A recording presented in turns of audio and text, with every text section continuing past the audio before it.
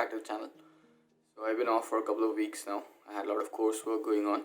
So I've got the next 2 weeks to make a couple of videos. So when I was planning my whole thing to come to the UK, I had a lot of doubts and everything. So I had to go through a lot of YouTube videos of other people who are already students. And I figured if I could compile all that into one single series that I'm gonna make, so I think it could help out a couple of people.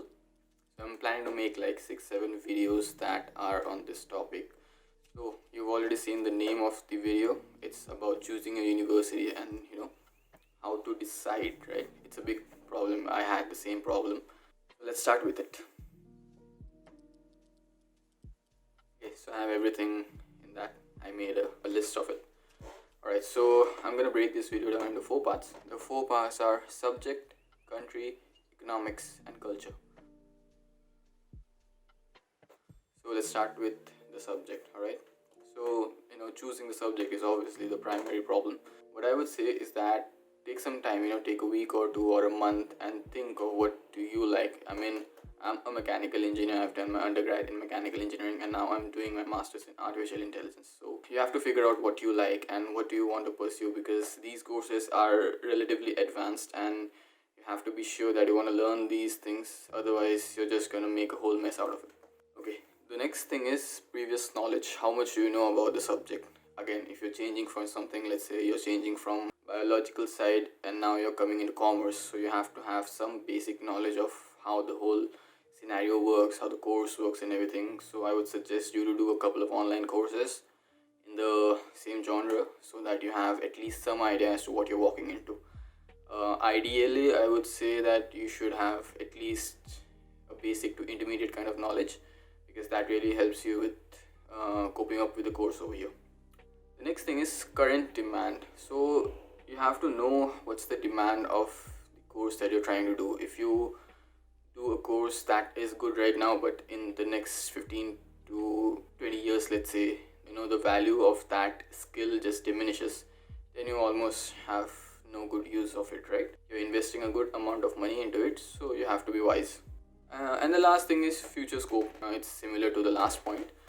So again, you have to make sure that what you're learning right now, it might not be a big sector at the moment, but in the upcoming years, let's say in the next 5 to 10 years, it might become a huge thing. So you have to focus on that as well. So choose your course wisely, because I've known people who are not liking their courses after coming to the country and they want to change the course, and it's a big mess if you want to do that. So I'd suggest take your time and start fresh. Okay, the next segment, the country. Now, generally, I've seen people choosing the common countries, let's say Canada, USA, UK, Australia, because these countries are English speaking, right? So you don't have to learn a whole new language. But I've got friends who live in Germany and Spain as well, so they had to learn the language, but on the other hand, it has its own perks, right? So that's the thing. First, you have to make sure which country you want to go. So there are a couple of points which I thought about while I was choosing the UK. So the first point was obviously the economics of the whole scenario. So sometimes it might seem that a couple of expenses in a specific country are way too steep, but on the other hand, when you complete the course and you actually start doing a job in the same country, it might pay much better than some other countries. So you have to figure out that balance. Next is in-field advancements. So sometimes what happens is that some specific sector in a certain country, it just is saturated. There's no more space for new people in it. But on the other hand, the same sector in some other country, it might have a lot of scope. So you have to see how the market is in that specific country, and that would really help you in choosing the country.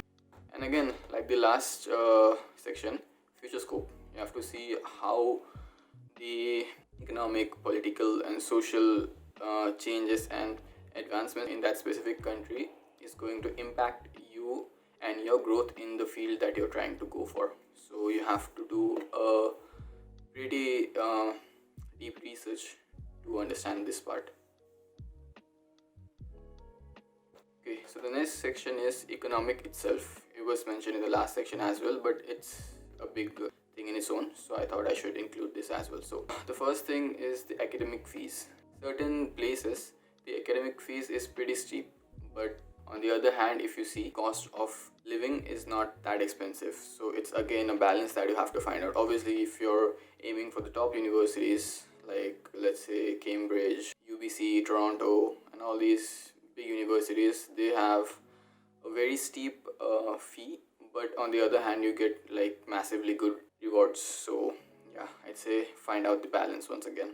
The other thing is the living expenses. So the living expenses are generally not that varied. I mean, almost all the places have a similar expenditure. Obviously, if you're in the bigger cities, in the capital cities, they are a tad bit more expensive, but in a nutshell, if you know how to keep your savings, I think you're gonna have a good time with that. Now, transport is a bit of a tricky one. So I'm in Middlesbrough right now, right? So it's a very small town. I have a bike of my own, so I can use that for transportation since everything is within like a 4 mile radius. But again, if you're in the bigger cities, you will need to use public transport, and unlike in India, public transport isn't that cheap. It's very much accessible, but it's not as cheap as back in India, so you have to be prepared for that as well. Okay, last but not the least is culture. So again, the same thing with the countries. If you're in an English speaking country, you can actually mix up with the culture a bit sooner than if you're in some non English speaking country. So that is something you have to keep in mind. If you're a very social person, you have to be ready for a change in your social life. And obviously, there are massive differences in culture from India to this country, to any country as such outside of India. So, for example, recently we had Diwali, and Diwali is one of the major festivals back in India, but over here there was literally nothing going on. So, you have to be ready for that huge change. If you're very used to of the Indian festivals and you really have a deep connection to them, I think you would have to prepare yourself for a change. Again, there are a lot of Indian societies over here, but due to the pandemic and the lockdowns and everything, it's not very easy to get in touch with everyone.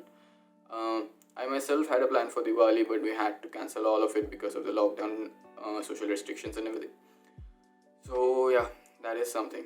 And the last thing with culture is that racism, right? So, this is a very sensitive topic. I'll try my best to not offend anyone. So, if you're coming from an Asian country, then racism is something you might face at some places. I'm not saying it's necessary that you will face it, but you might feel a bit of it. So you have to learn a bit more about the culture and how to keep yourself safe from certain situations. And you'll be good to go if you're keeping yourself safe. Yeah, you have to be prepared. I mean, I'm not saying you will face it, but you might. So be strong on the inside. Okay, at the end, I was thinking I'll share a bit of my own experience as to how I chose Teesside University and why I did it, why the UK and everything. So, in 2019, when I completed my undergraduate, job opportunities I was getting from my undergrad in mechanical engineering were not very good. They weren't paying very well. So, I decided to learn a bit more about computing. I was a bit interested in artificial intelligence, and Tesla was doing a great research in its self-driven cars and everything, computer vision. So that really sparked my interest in the topic. So I started doing a couple of online courses. I learned for like 3 straight months, and then so the problem with that was that if you're applying for a job in India, they generally want to see that you're from a computing background if you want to get into such jobs. I'm not saying it's always the same, but from my own experience, I have seen that. So I figured why not do a master's degree in this and just shoot for the bigger countries. So I started looking for universities that have a good research going on, that have great grants in them. So after a bit of research and balancing out the expenses versus the rewards, I figured this would be a good university for me. I applied for a few other universities as well. I got admits from almost all of them, apart from one, I guess. So it was all in all a good experience for me. Yeah, it took me like a month or two to figure this thing out. I hope you can do your level best in it as well. Okay, so that's the end of it. Anyway, so the next couple of videos are gonna be about the IELTS preparation, the visa experience, what to do after you arrive in the new country, and a couple of more things. I have a friend from Pakistan as well, so I'm trying to get him into the videos as well, so that you can have an idea of how the experience is in Pakistan as such. So stay tuned.